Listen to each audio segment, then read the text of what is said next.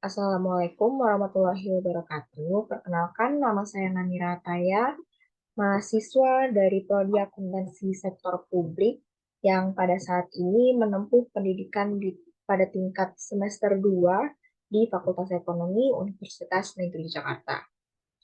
Dalam video pembelajaran ini, saya akan menjelaskan materi tentang sistem informasi akuntansi. Dan sumber buku yang saya gunakan adalah buku Intermediate Accounting edisi ketiga yang sudah IFRS Edition yang ditulis oleh Kieso. Saya akan share screen.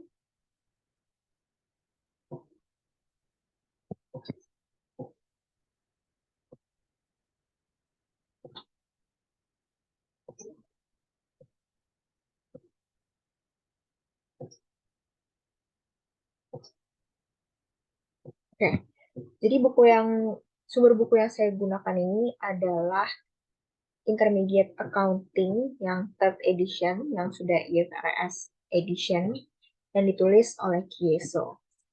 Nah, di dalam buku ini, materi terkait sistem informasi akuntansi itu ada di dalam bab 3 atau chapter 3.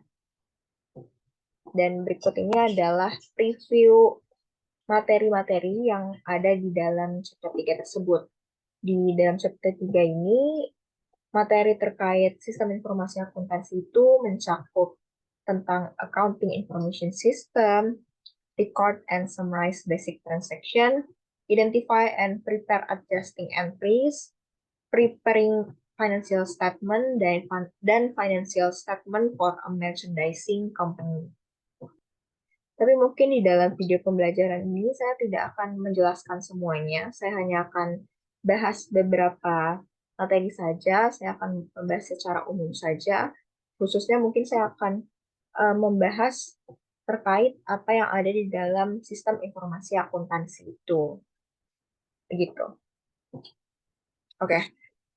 Sebelum lebih dalam membahas bagaimana sistem informasi akuntansi, saya akan menjelaskan terlebih dahulu apa itu sistem informasi akuntansi.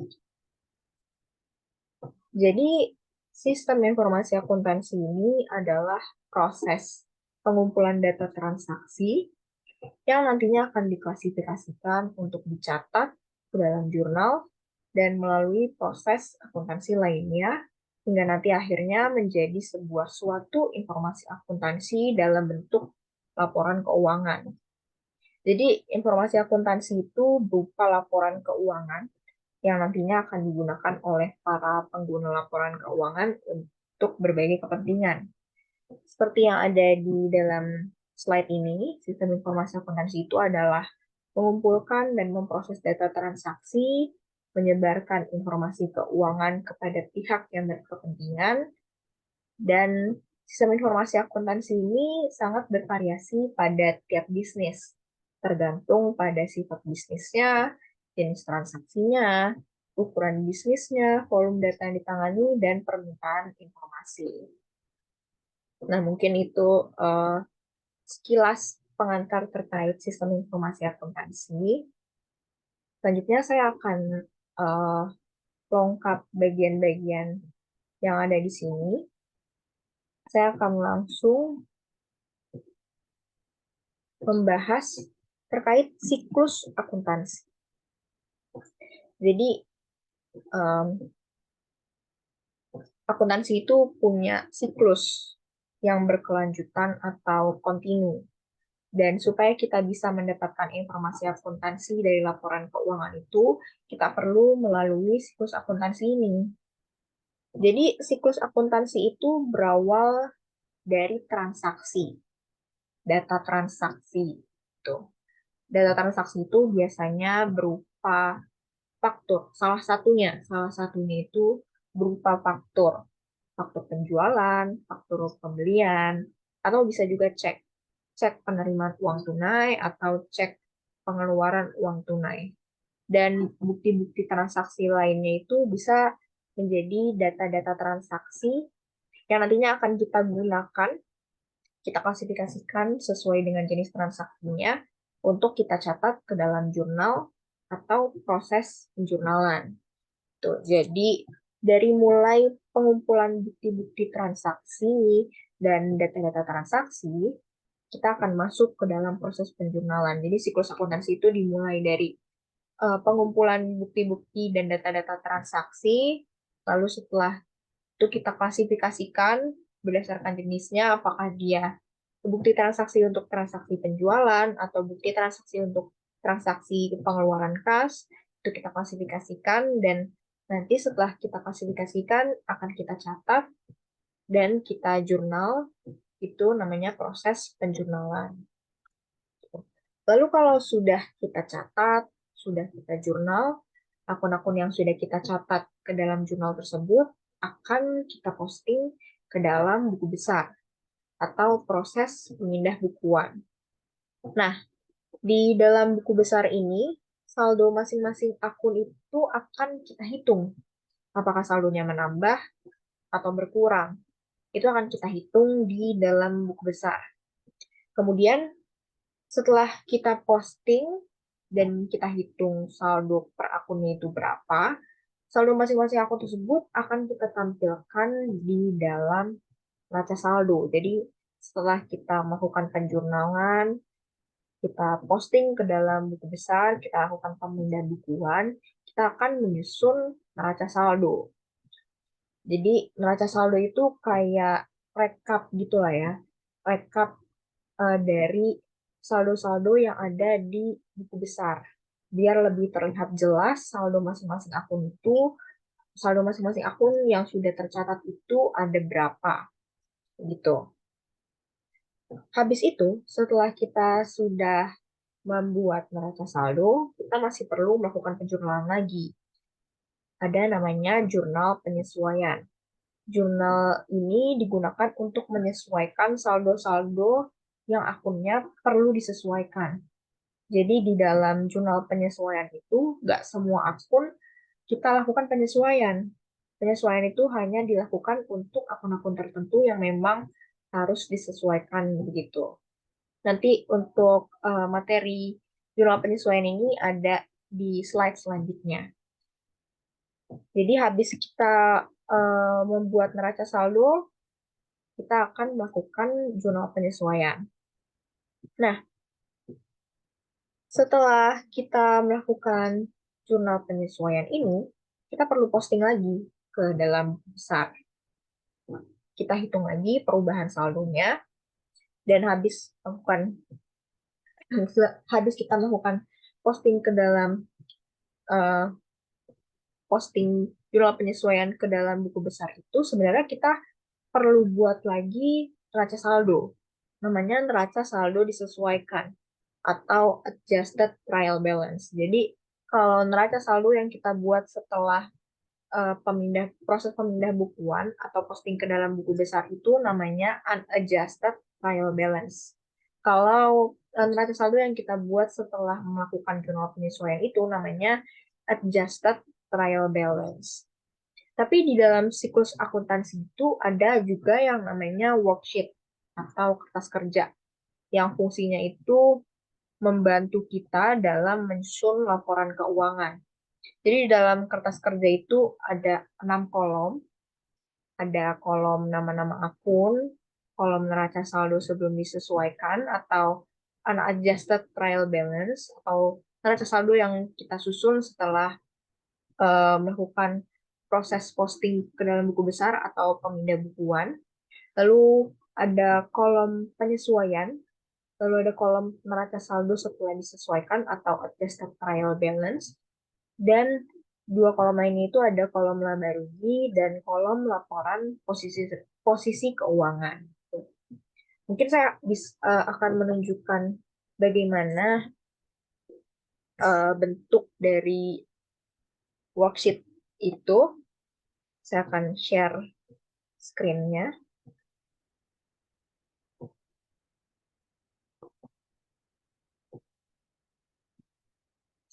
Nah, ini adalah lembar kerja atau worksheet. Jadi ada 6 kolom. Yang pertama ada kolom nama-nama akun, accounts name. Lalu kolom yang kedua itu ada trial balance. Ini maksudnya unadjusted trial balance atau neraca saldo yang kita buat setelah proses pemindah bukuan. Lalu setelah itu ada kolom adjusting entries atau jurnal penyesuaian. Lalu ada kolom adjusted trial balance atau neraca saldo setelah penyesuaian.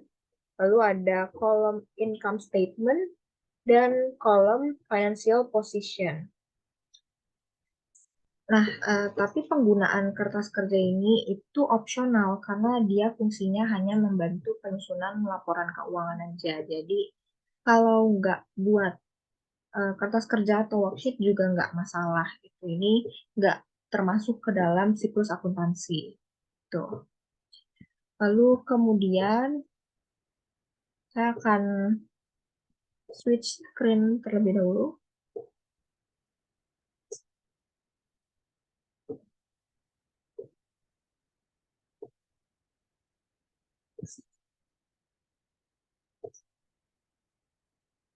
Oke. Lalu kemudian setelah kita selesai menyusun neraca saldo setelah disesuaikan atau setelah kita selesai mengisi kertas kerja atau worksheet, kita bisa membuat laporan keuangan. Dan laporan keuangan sendiri itu kan ada 5. Ada laporan laba rugi, laporan arus kas, laporan perubahan modal, dan laporan posisi keuangan. Dan juga ada yang namanya catatan atas laporan keuangan atau CALK. Tapi kalau di sini kita hanya menyusun sampai laporan arus kas aja. Nah, urutannya itu kita susun laporan laba rugi dulu, baru habis itu kita menyusun laporan perubahan modal, kemudian kita menyusun laporan posisi keuangan, dan yang terakhir kita menyusun laporan arus kas. Terus kalau kita sudah selesai menyusun laporan keuangannya, setelah kita selesai menyusun keempat laporan keuangan tersebut, kita masih perlu melakukan penjurnalan. Ada lagi jurnal namanya jurnal penutup, di mana di jurnal penutup ini akun-akun yang di jurnal itu cuma akun-akun nominal atau akun-akun laba rugi. Jadi kalau dilihat tadi di worksheet yang saya share screen-nya, akun-akun nominal itu dimulai dari akun penjualan ke bawah. Itu merupakan akun-akun nominal atau akun-akun laba rugi. Tuh. Jadi kalau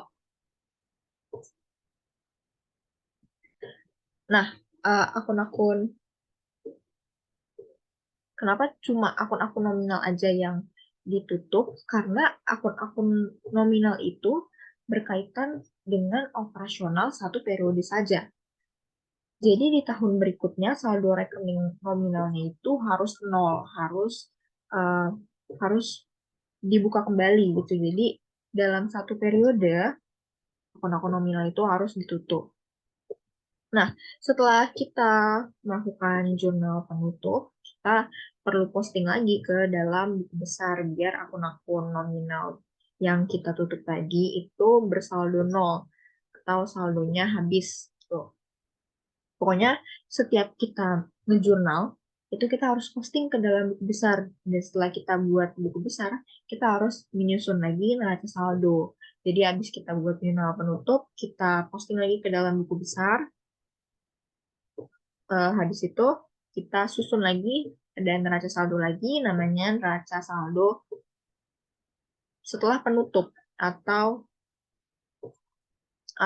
close trial balance. Terakhir ada namanya jurnal pembalik. Jadi siklus akuntansi itu dimulai dari transaksi atau data-data transaksi, lalu kita melalui proses penjurnalan, kemudian ada proses pemindah bukuan atau posting ke dalam buku besar, lalu kita menyusun neraca saldo, lalu kita menyusun neraca saldo setelah disesuaikan, kemudian kita melakukan penyiapan laporan keuangan, kemudian kita menyusun jurnal penutup, menutup akun-akun nominal, lalu kita membuat neraca saldo setelah adanya penutupan, dan ada jurnal kembali. Dan itu siklusnya terus berlangsung selama satu periode akuntansi. Jadi satu periode akuntansi itu siklusnya itu dimulai dari transaksi sampai jurnal pembalik kalau dibutuhkan. Jadi jurnal pembalik itu dilakukan kalau dibutuhkan seperti jurnal penyesuaian. Kemudian, nah berikut ini ada contoh jurnal. Seperti yang sudah saya jelaskan tadi ya, di slide ini dijelaskan kembali kalau penjurnalan itu merupakan proses pencatatan transaksi dan peristiwa yang mempengaruhi akun aset, liabilitas, ekuitas, pendapatan, dan beban tertentu.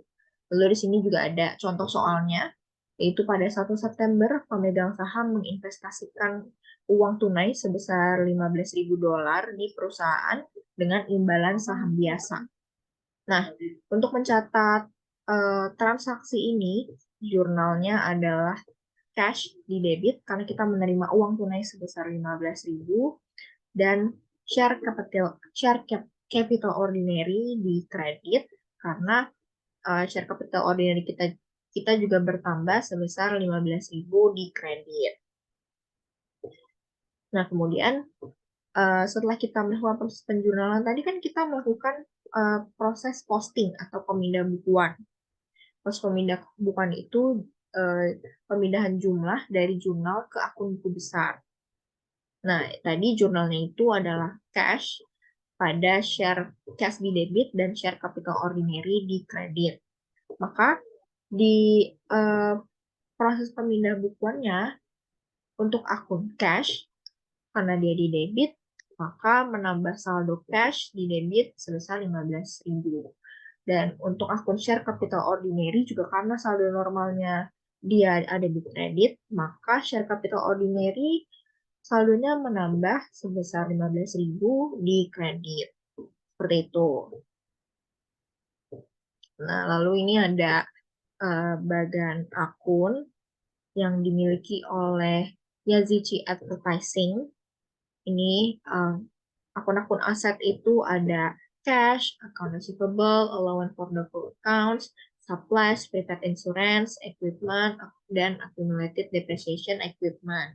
Lalu ada juga akun-akun liabilities, ada notes payable, accounts payable, unserviced revenue, salaries and wage payable, dan interest payable. Lalu juga ada akun-akun equity. Akun equity itu ada share capital ordinary, retained earnings, dividends, dan income summary. Untuk akun revenues itu ada service revenue, dan untuk akun expense itu ada supplies expense, depreciation expense, insurance expense, salaries and wages expense, rent expense, utilities expense, interest expense, dan bad debt expense. Lalu ini ada contoh proses pencatatan. Saya akan lengkap saja bagian ini dan mau masuk langsung ke dalam penjelasan jurnal penyesuaian. Jadi jenis-jenis jurnal penyesuaian itu ada dua, ada deferral dan accrual. Kalau jenis penyesuaian deferral itu adalah penyesuaian terhadap transaksi prepaid expense dan unearned revenues. Transaksi prepaid expense atau beban dibayar di muka itu adalah transaksi beban yang dibayar tunai sebelum digunakan atau dikonsumsi.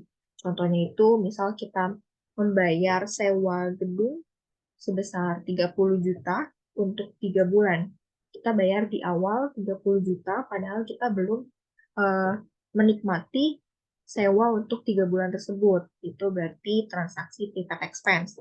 Lalu ada juga transaksi unearned revenues atau uang tunai yang diterima sebelum layanan dilakukan. Jadi misal kita menerima order jasa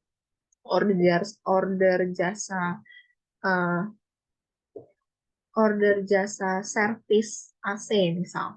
Kita menerima order jasa servis AC, kita dibayar duluan, tapi kita belum melakukan jasanya. Itu adalah transaksi unearned revenues. Lalu ada juga jenis jurnal penyesuaian accruals. Nah, yang termasuk jenis jurnal penyesuaian accruals ini adalah transaksi accrued revenues dan transaksi accrued expense atau transaksi penangguhan pendapatan dan transaksi penangguhan beban. Nah, kalau transaksi accrued revenues itu adalah pendapatan untuk jasa yang sudah dilakukan tapi belum diterima secara tunai atau belum kita catat. Jadi accrued revenues ini kebalikannya dari unearned revenues. Contohnya itu, misal kita tadi adalah kita menerima order jasa, langsung kita lakukan jasanya, kita langsung servis AC-nya, tapi kita belum menerima pembayaran secara tunai. Nah, itu adalah transaksi accrued revenues atau pendapatan untuk jasa yang sudah kita lakukan, tapi kita belum menerima pembayaran secara tunai. Itu. Lalu ada juga transaksi accrued expense atau beban yang terjadi tetapi belum dibayar tunai atau dicatat. Contohnya itu ada mungkin beban gaji. Itu nanti ada contohnya di slide selanjutnya. Nah, ini pada slide ini ada penjelasan terkait transaksi deferrals atau transaksi penangguhan. Jadi, deferrals itu adalah beban atau pendapatan yang diakui pada tanggal yang lebih awal daripada saat uang tunai diterima atau dikeluarkan. Dan transaksi deferral ini ada dua jenis. Tadi seperti yang sudah kita lihat di awal, itu ada transaksi prepaid expense atau beban dibayar di muka dan transaksi unearned revenues atau pendapatan diterima di muka. Nah, penyesuaian terhadap transaksi deferrals atau transaksi penangguhan ini perlu kita lakukan. Karena kalau nggak kita lakukan, yang terjadi nanti adalah aset dan liabilitasnya itu bisa menjadi overstated atau tercatatnya kelebihan, dan bisa juga biaya dan pendapatan terkait itu menjadi understated atau pencatatannya itu kurang. Kayak gitu. Jadi perlu dilakukan penyesuaian terhadap transaksi-transaksi deferral atau transaksi-transaksi penangguhan.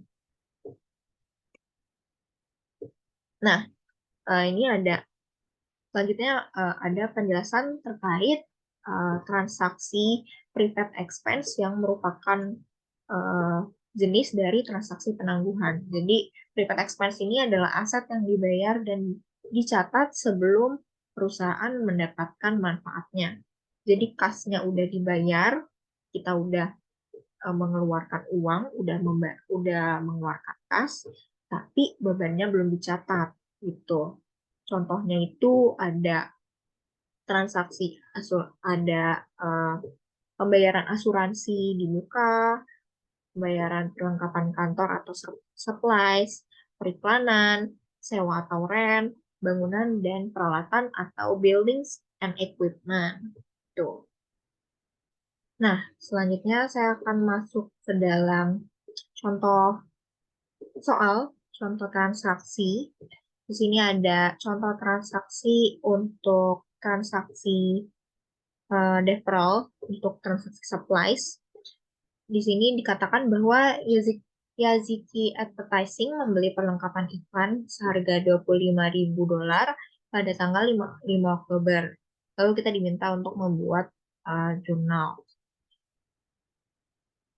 Di sini jurnalnya adalah supplies di debit sebesar 25.000 dan cash di kredit sebesar 25.000.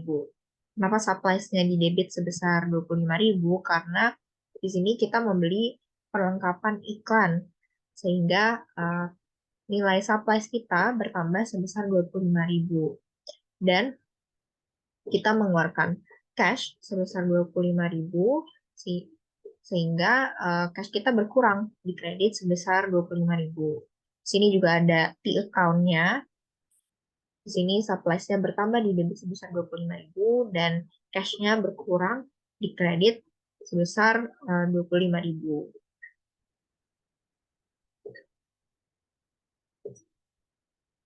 Nah, setelah itu, hasil hitungan persediaan pada tanggal penutupan 31 Oktober mengungkapkan bahwa 10.000 perlengkapan masih ada di gudang. Jadi tadi pada tanggal 5 Oktober itu kita membeli perlengkapan sebesar 25.000. Lalu kemudian pada saat penutupan periode pada tanggal 31 Oktober, diungkapkan bahwa 10.000 perlengkapan masih ada di gudang. Berarti persediaan yang tersisa, persediaan, maaf bukan persediaan, tapi perlengkapan supplies yang tersisa per 31 Oktober itu adalah 10.000. Jadi yang tadinya kita beli 25.000 pada tanggal 5 Oktober, di tanggal 31 Oktober perlengkapan kita sisa 10.000. Maka di sini terjadi uh, beban. Karena tadi kan kita beli 25.000 pada tanggal 5 Oktober. Lalu pada saat penutupan periode pada tanggal 31 Oktober, perlengkapan kita sisa 10.000. Maka di sini terjadi beban. Bebannya itu adalah sebesar 15.000. 15.000 ini dari mana? Ini adalah 25.000 dikurang 10.000. Kenapa 15.000-nya itu beban? Karena kita sudah menggunakan 15.000 supplies ini dalam periode Oktober. Tuh, jadi yang awalnya kita beli 25.000, kita gunakan uh, kita gunakan sebesar 15.000 sehingga pada akhir periode sisanya tinggal 10.000. Maka karena tadi di awal kita belum mencatat expense, belum mencatat beban, maka kita perlu melakukan penyesuaian terhadap transaksi deferral ini. Jurnalnya adalah supplies expense di debit sebesar 15.000 dan supplies di kredit sebesar 15.000. Kenapa supplies-nya di kredit sebesar 15.000? Karena kita sudah menggunakan supplies-nya sebesar 15.000 sehingga di sini supplies-nya berkurang di kredit sebesar 15.000. Jadi supplies kita per 31 Oktober atau per akhir periode itu sisa 10.000 gitu.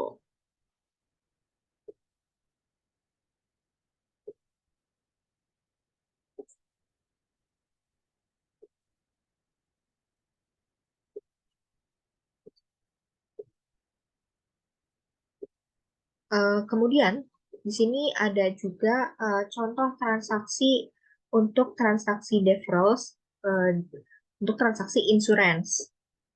Dikatakan bahwa pada tanggal 4 Oktober, Yaziki Advertising membayar 6.000 untuk polis asuransi kebakaran 1 tahun yang dimulai dari 1 Oktober.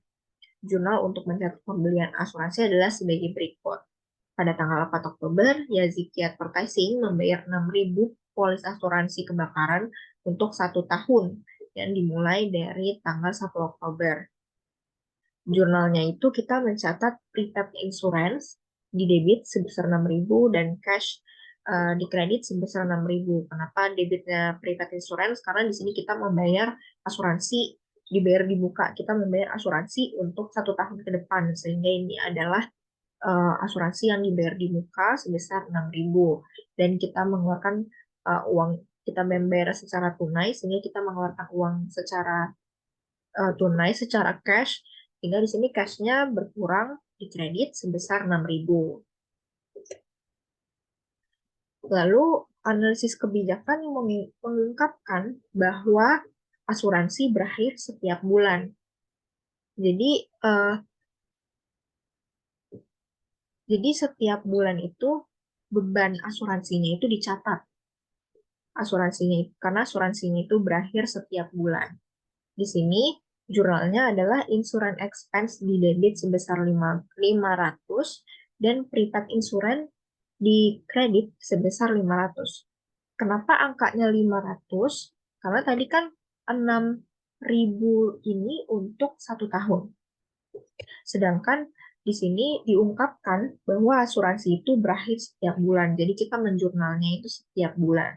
Maka 6.000 dibagi 12 itu hasilnya adalah 500. Sehingga kita mencatat jurnal penyesuaian itu insurance expense bertambah di debit sebesar 500. Ini penyesuaiannya untuk tanggal 31 Oktober ya.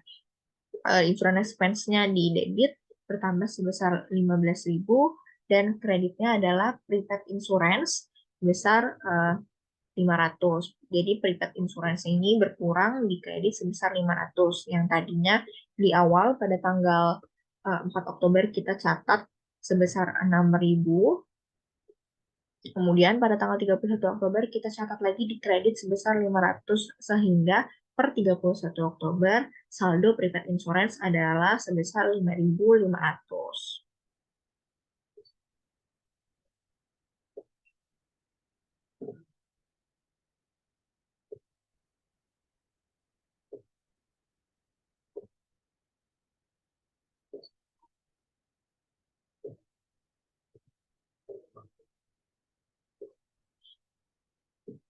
Kemudian selanjutnya ini ada di slide ini ada penjelasan terkait transaksi defrauds yaitu unearned revenues. Unearned revenues ini adalah penerimaan kas sebelum jasa dilakukan yang dicatat sebagai kewajiban. Jadi kalau unearned revenues itu kasnya sudah kita terima tapi pendapatannya belum kita catat. Nah, contoh transaksi unearned revenues itu ada sewa, ada tiket pesawat, biaya pendidikan dan pelatihan, langganan majalah, dan deposit pelanggan. Nah, di sini juga ada contoh-contoh transaksinya, tapi saya nggak akan menjelaskan. Boleh dibaca sendiri nanti. Lalu di sini ada penjelasan terkait jurnal penyesuaian untuk transaksi accruals, yaitu untuk transaksi accrued revenues. Jadi accrued revenues ini adalah pendapatan yang dicatat atas jasa yang telah dilakukan namun kasnya belum diterima pada tanggal pelaporan. Jadi kalau accrued revenues itu pendapatannya udah kita catat, tapi kasnya belum kita terima, kita belum menerima uang secara tunai, tapi pendapatannya sudah kita catat. Nah, contoh transaksi accrued revenues ini ada rent, interest, dan layanan jasa. Tuh. Kemudian di sini juga ada contoh-contoh transaksinya.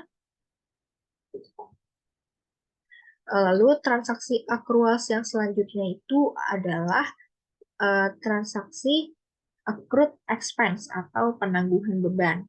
Accrued expense ini adalah beban yang telah terjadi tetapi belum dibayar secara tunai atau belum dicatat.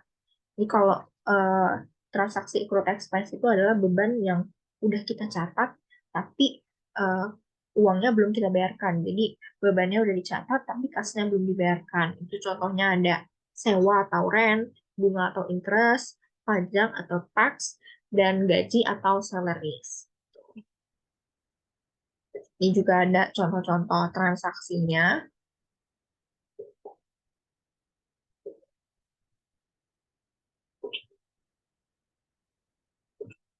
Nah, ini tadi uh, sekilas aja. Tadi saya juga sudah menjelaskan di awal bahwa laporan keuangan itu ada 5. Ada laporan laba rugi atau income statements, retained earning statement atau laporan perubahan modal, atau ini adalah laporan perubahan retained earnings. Kemudian ada statement of financial position atau laporan posisi keuangan. Lalu ada juga laporan arus kas. Di sini di slide-nya kurang di sini, tapi ada laporan arus kas, dan yang terakhir itu ada CALK atau catatan atas laporan keuangan.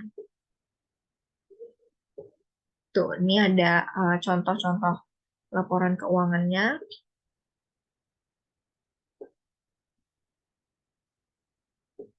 Kemudian ada jurnal penutup, ini ada proses penutupan. Proses penutupan itu dimulai dari mengurangi saldo akun nominal, lalu transfer semua saldo akun pendapatan dan beban, lalu saldo income summary balance ditransfer ke retained earnings, akun akun pada laporan posisi keuangan itu tidak ditutup. Ini seperti yang sudah saya jelaskan tadi.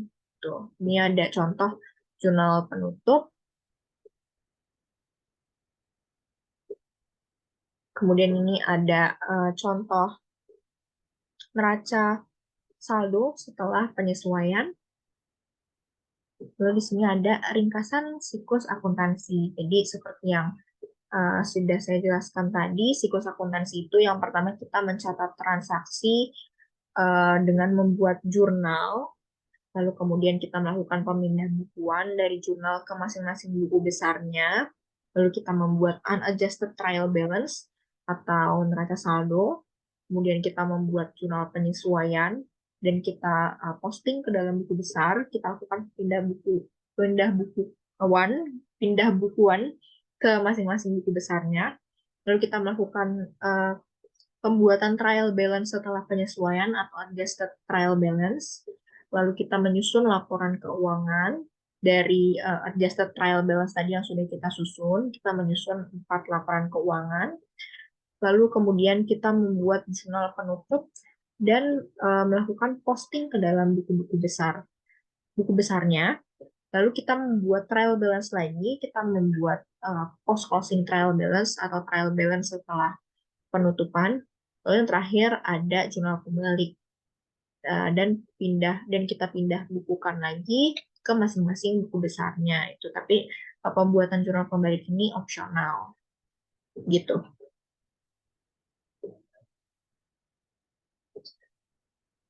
Nah, mungkin sekian video pembelajaran ini saya buat.